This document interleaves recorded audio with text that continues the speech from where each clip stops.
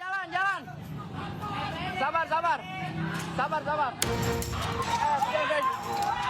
Dalam rekaman video amatir warga, terlihat aksi tawuran antar kelompok remaja yang terjadi di Jalan Taruna Jaya, Cibubur, Ciracas, Jakarta Timur.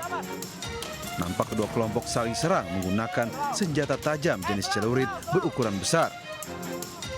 Nahas dalam aksi tawuran ini, seorang remaja berinisial MI, 18 tahun, tewas usai mendapat sabetan senjata tajam pada bagian punggungnya. Usai melakukan penyelidikan, polisi mengamankan seorang pelaku penganiayaan JF 17 tahun dan seorang provokator AH 17 tahun. Senjata tajam yang digunakan pelaku berhasil disita polisi di kediaman pelaku. Diketahui, aksi tawuran tersebut terjadi hanya karena saling ejek dan mencari jati diri. Kemudian kedua kelompok berjanjian melalui media sosial. Kini polisi gencar melakukan patroli di sejumlah titik rawan saat situasi sepi untuk mencegah terjadinya aksi tawuran antar kelompok pemuda. Dari Jakarta, Rio Manik melaporkan.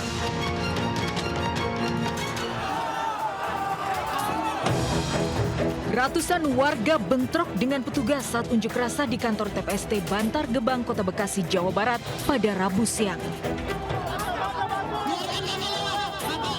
Kericuhan terjadi saat ratusan warga menggeruduk kantor TPST Bantar Gebang menolak pemutusan hubungan kerja alias PHK sepihak. Warga berupaya merangsek masuk kantor tapi dihalangi petugas kepolisian yang berjaga.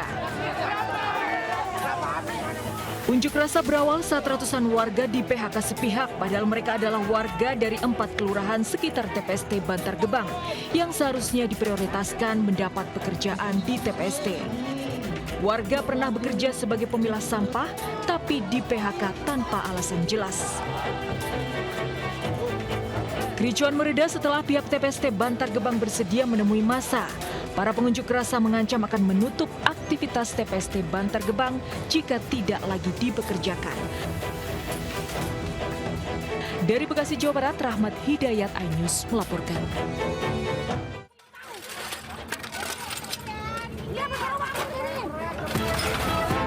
Mak-mak pemilik kios dan warung makan ini mengamuk saat petugas Satpol PP melakukan pembongkaran lapak pedagang kaki lima di Terminal Cibinong, Kabupaten Bogor. Mak-mak ini geram lantaran petugas dinilai tebang pilih saat melakukan pembongkaran. Meski mendapat perlawanan dari pemilik kios warung makan, sebanyak 23 bangunan liar semi permanen dirobohkan oleh Satpol PP. Bangunan liar ini sudah berdiri dari puluhan tahun lalu, meski sudah beberapa kali dilakukan penertiban. Bangunan itu pun kembali dibangun.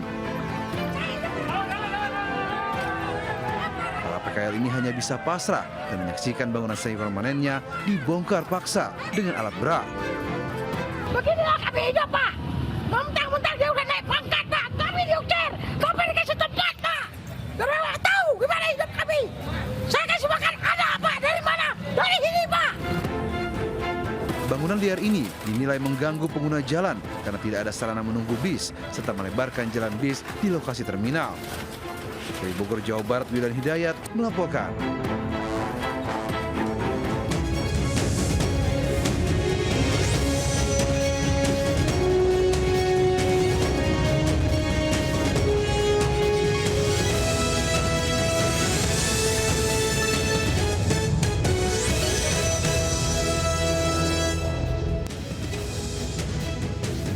Assalamualaikum warahmatullahi wabarakatuh. Selamat siang pemirsa. Selain berita tadi, sejumlah informasi menarik lainnya juga akan mengisi Lintas iNews Siang hari ini.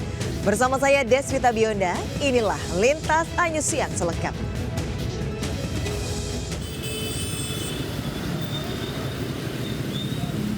Buntut maraknya penodongan petugas menggelar razia penertiban pengamen di sejumlah titik di Jakarta Timur. Petugas menyusuri lokasi-lokasi yang dikenal marak pengamen seperti lampu merah ataupun area pertokoan. Sejumlah pengamen yang kedapatan sedang mangkal langsung dibawa petugas. Tak hanya pengamen, razia juga dilakukan kepada PMKS ataupun peminta-minta. Seorang ibu dan anak perempuannya menangis saat ditangkap petugas karena kedapatan mengemis. Anak perempuannya pun tak kuasa menahan tangisannya. Tak hanya itu, petugas juga mengamankan suami istri yang akan mengamen di perempatan Arion Rawamangun. Meski sempat memohon untuk dilepaskan, namun petugas tetap membawa mereka. Petugas pun akan terus berjaga di titik-titik yang dinilai rawan kriminalitas. Ya, tetap kita akan taruh di sana personil untuk memantau, mengantisipasi yang tidak kita inginkan, kriminalitas, kemudian juga mengurai kemacetan. Sebelumnya marak beredar di media sosial aksi penodongan bermodus pengamen. Pelaku diduga dilengkapi senjata tajam. Warga pun resah dan meminta petugas untuk menindak tegas para pelaku. Dari Jakarta, Rio Manik, iNews melaporkan. Udah begini, warga bisa kalau nggak ada warga. Makanya. Polisi bersama Muspika Kecamatan Batu Jaya terlibat adu mulut dengan pengelola SPBU di wilayah Desa Kerajaan, Kecamatan Batu Jaya, Kabupaten Karawang, Jawa Barat.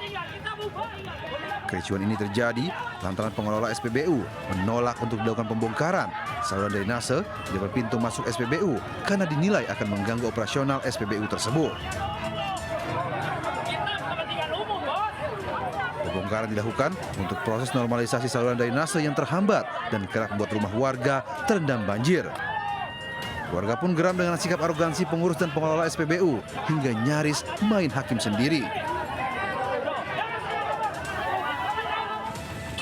Petugas akhirnya berhasil membongkar proses normalisasi pembersihan drainase saluran air di sepanjang Jalan Raya Batu Jaya, Karawang. Emang warga kita kebanjiran karena gara-gara POM. Kenapa POM tidak mau dibongkar? Makanya saya turunnya langsung ke lapangan. Jadi kita musyawarah sama Pak Polsek dan Pak Koramil. Diketahui saluran air atau drainase yang tersumbat di kawasan tersebut kerap menjadi penyebab rumah warga terendam banjir. Dari Karawang, Jawa Barat, Budi Setiawan melaporkan. Pemirsa, seorang wanita muda tercebur sumur di Kelurahan Kebonsari, Cilegon, Banten. Proses evakuasi dilakukan petugas damkar secara hati-hati dan berlangsung dramatis. Korban akhirnya bisa diselamatkan dan langsung dibawa ke puskesmas.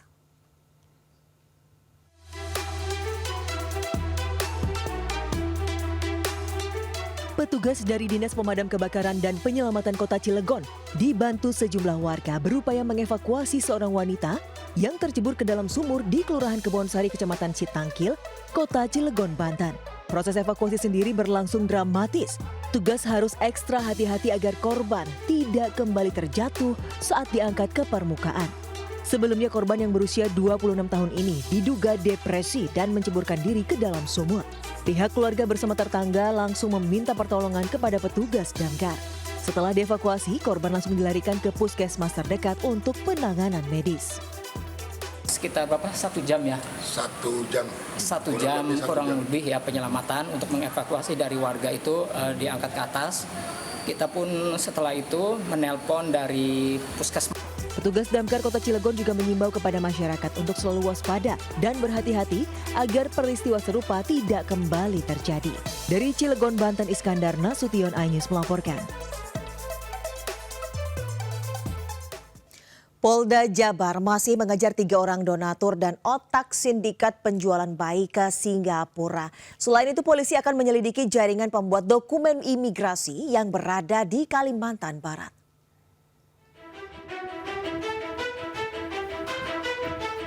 Polda Jabar kembali menetapkan 1 orang tersangka kasus penjualan bayi ke Singapura yang semula 12 orang menjadi 13 orang.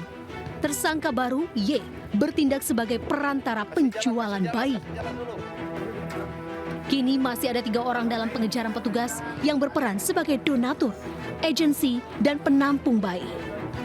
Tak hanya itu, penyelidikan petugas juga akan melacak siapa orang tua kandung dari 25 bayi yang telah berhasil dijual. Sementara untuk jaringan pembuatan identitas bayi hingga pembuatan kartu keluarga untuk dokumen keimigrasian masih didalami oleh polisi. Ada beberapa lagi yang sedang kita lacak dan kita kejar keberadaannya. Karena kita mendapat KK itu kan banyak. Kartu keluarga yang diselipin bayi-bayi ini banyak yang kemudian mereka menjadi orang tua palsu. Nah, sementara kita sedang melakukan pengejaran orang Pontianak.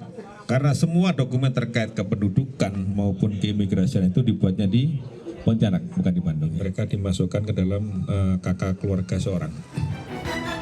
Polisi akan mengusut tuntas kasus ini serta mencari 3 tempat penampungan bayi yang akan dijual di 3 wilayah yakni Bandung, Jakarta, dan Pontianak. Dari Bandung, Jawa Barat, Muji Prayitno melaporkan.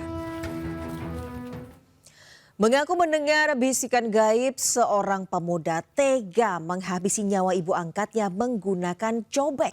Sementara itu seorang nenek penyeberang jalan terluka karena ditabrak petugas PJR yang diduga ugal-ugalan.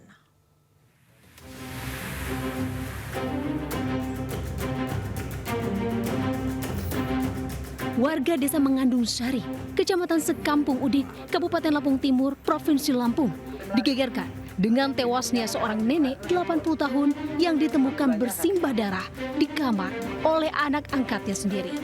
Korban yang akrab dikenal Mbah Nah dianiaya hingga tewas oleh pelaku Tito Kurniawan 35 tahun menggunakan batu cobek saat tengah tertidur lelap. Dari penyelidikan polisi menyebut pelaku mengaku tega menganiaya korban secara membabi buta di bagian kepala hingga tak bernyawa lantaran pelaku mendengar bisikan gaib. Usai menganiaya korban, tersangka sempat melakukan percobaan bunuh diri dengan senapan angin hingga peluru bersarang di paru-parunya. Pelaku telah dibawa ke rumah sakit di wilayah Kota Metro guna perawatan intensif. Pukul korban pada saat tertidur di tempat tidurnya sehingga korban meninggal dunia. Tersangka yaitu dia mendapat bisikan untuk membunuhnya itu sehingga atas perbuatannya, tersangka dijerat pasal tentang penganiayaan yang menyebabkan kematian dengan ancaman maksimal 12 tahun penjara. Dari Lampung Timur, Lampung, Tinus Kristanto melaporkan. Inilah dia. Inilah dia, inilah. Ini seorang polisi. PJR. Mana orang masyarakat. Rumah sakit Medika. Inilah video amatir warga saat terjadinya tabrakan antara 2 petugas PJR Polda Sumatera Utara dengan seorang lansia di Jalan Sisi Mangaraja, Kota Medan, Sumatera Utara. Diduga kedua petugas PJR tersebut ugal-ugalan dalam berkendara sehingga tidak melihat adanya seorang lansia yang hendak menyeberang jalan. Akibat peristiwa tersebut, korban mengalami luka di bagian kepala dan kondisi korban pingsan. Warga sekitar langsung evakuasi korban ke rumah sakit terdekat untuk mendapatkan perawatan medis. Meski begitu, pihaknya akan tetap melakukan sanksi tegas terhadap petugas jika dinilai melakukan pelanggaran. Dari Medan, Sumatera Utara, Aminur Rasid, iNews melaporkan. Sidang keempat kasus mutilasi di Gunung Sari yang digelar di Pengadilan Negeri Serang, Banten berlangsung ricuh. Sementara itu polisi menemukan fakta baru dalam kasus pembunuhan seorang balita di Grobogan, Jawa Tengah.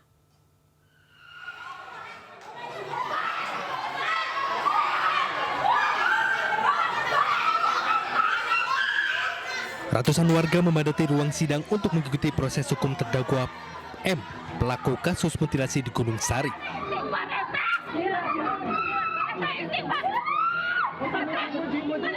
Namun suasana mendadak memanas saat agenda sidang yang seharusnya menghadirkan saksi dari tim forensik digantikan 2 saksi ahli dari Polresta Serang. Kericuhan tak terhindarkan, keluarga korban meluapkan kecewaannya kepada aparat yang bertugas menjaga keamanan persidangan.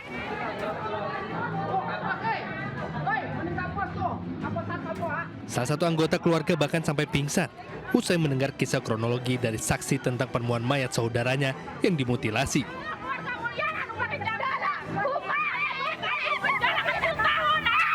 Keluarga korban menuntut hukum maksimal bagi terdakwa termasuk hukuman mati.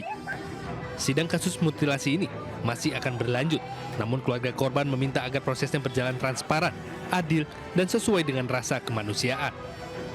Dari Serang, Banten, Mahesa Apriandi, iNews melaporkan.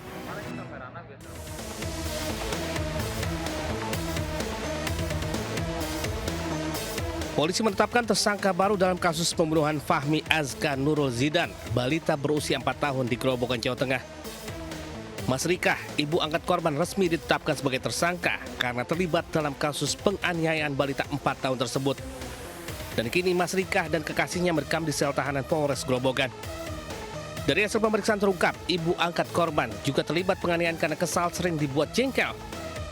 Korban kerap buang air di celana dan tidak menurut. Mas Rikah menganiaya korban dengan tangan dan benda tumpul di kaki, dada, perut hingga kepala. Sementara itu tersangka utama Komarudin mengaku menganiaya korban secara spontan setelah mendengar keluhan pacarnya. Dan sudah lost kontak dengan suaminya. Karena alasan tersebut korban ini dibantu oleh 2 orang ini.